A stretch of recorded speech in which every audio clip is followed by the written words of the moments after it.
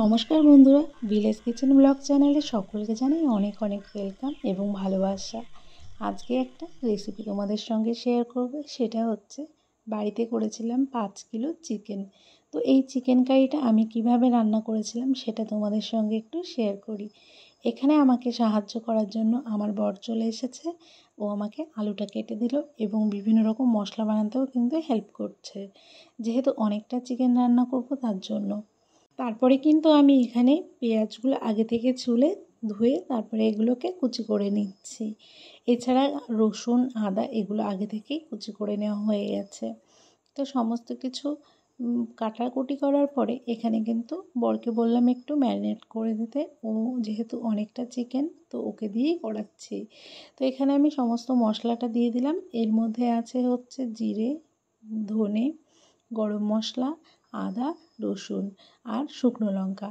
এগুলো সমস্ত কিছু দিয়ে একটা ভালো পেস্ট তৈরি করে নিয়েছি। এছাড়া এর মধ্যে দিয়েছি একটু জায়ফলের গুঁড়ো।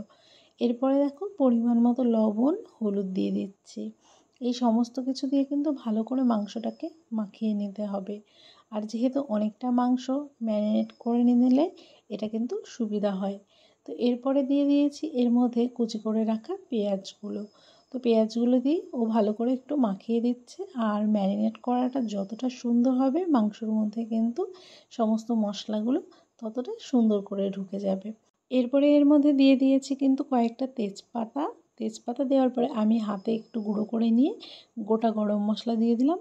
এর মধ্যে দারচিনি, এলাচ, লবঙ্গ, গোলমরিচ সব কিছুই কিন্তু আছে।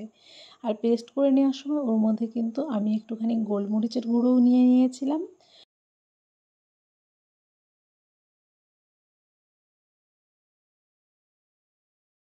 ম্যারিনেশনটা যত ভালোভাবে হবে তত কিন্তু মাংসটার খেতে অনেক স্বাদ লাগবে। তো এরপরে আমি সর্ষের তেল অ্যাড করছি।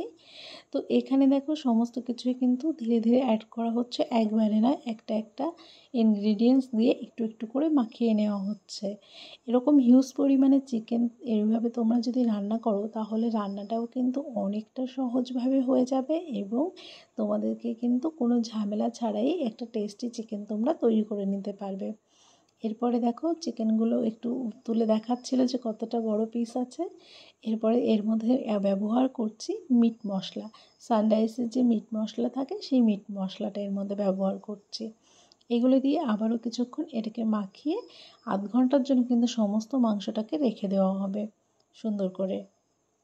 তো এখানে দেখো আধ ঘন্টা মাংসটা রাখা হয়ে গেছিলো। এবার আমি চলে এসেছি উনুনের কাছে। তো উনুনের কাছে এসে আমি কড়াইয়ে এখন পরিমাণ মতো সর্ষের তেল অ্যাড করব। আগে যেহেতু সর্ষের তেল অ্যাড করেছি এখন কিন্তু অতটা বেশি অ্যাড করব না, পরিমাণ মতোই করলাম এখানে অ্যাড। আর কড়াইটা তোমরা একটু ইগনোর করো, কড়াইটা আমি আজকে হঠাৎ করেই বের করেছি এতটা চিকেন রান্না করার জন্য। তো যতটা পেরেছি আমি পরিষ্কার করে নিয়েছি। তো এরপরে দেখো কড়াইটা গরম হয়ে এলে তার মধ্যে তেলটাও গরম হয়ে এসেছে। এরপরে আমি এর মধ্যে দিয়ে দিলাম গোটা গরম মশলা। এর মধ্যে ছোটো এলাচ, বড় এলাচ, দারচিনি, লবঙ্গ কিন্তু সব কিছুই আছে। আমি কিন্তু ফোড়নে কোনো রকম জিরে বা তেজপাতা এগুলো আজকে ব্যবহার করব না। আগে থেকেই আমি সব কিছু কিন্তু দিয়ে দিয়েছি। এবার দেখো তেলটার মধ্যে গরম মশলা ভালো করে একটু ভাজা হয়ে এলে গরম মশলা থেকে একটা সুন্দর স্মেল বের হবে।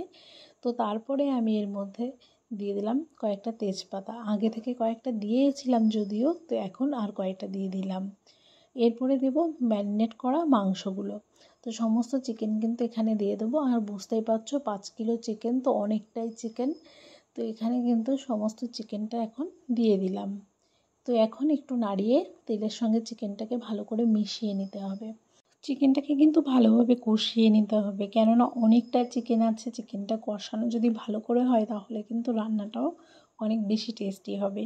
তো এখানে আমি একটু খুন্তির সাহায্যে ভালো করে মিশিয়ে নিচ্ছি। তো অনেকটা চিকেন একটু অসুবিধা হচ্ছে খুন্তি দিয়ে নাড়াচাড়া করতে, খুন্তিটা যেহেতু ছোট পড়ে গেছে। তো এখন দেখো এইভাবে কিছুক্ষণ ভালো করে সমস্ত কিছু মিশিয়ে কষিয়ে নেব, আর একদম ধীরে ধীরে করে কষিয়ে নেব। আর এখানে আমি আজকে উনুনের জালে রান্না করছি, তো ধীরে ধীরে করে কষিয়ে নেব।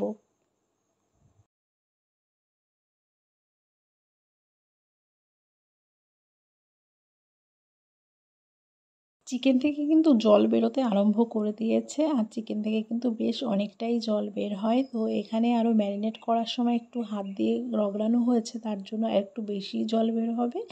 তো মোটামুটি দেখো চিকেনের জল দিয়েই চিকেনটা কষা হয়ে যাচ্ছে। এবার আমি ওর মধ্যে অ্যাড করে দিলাম আলুগুলো আগে থেকে তোমরা চাইলে ভেজে নিতে পারো, তো আমি আলুগুলো ভেজে নিলাম না, এইভাবেই আজকে দিয়ে দিচ্ছি। তো এরপরে দেখো সমস্ত আলুগুলো দিয়ে তারপরে আরও কিছুক্ষণ কিন্তু আলুর সঙ্গে কষিয়ে নেব। আর আলুটা এখন দিয়ে দিলাম, এর কারণ হচ্ছে মাংসটা যেহেতু কষাতে কষাতেই সেদ্ধ হয়ে যাবে, আলুটাও যাতে সেদ্ধ হয়ে যায় তার জন্যই এখন থেকেই দিয়ে দিলাম। কিন্তু একটু কষা কষা মাংস রান্না হবে, একদম ঝোল বেশি দেওয়া হবে না।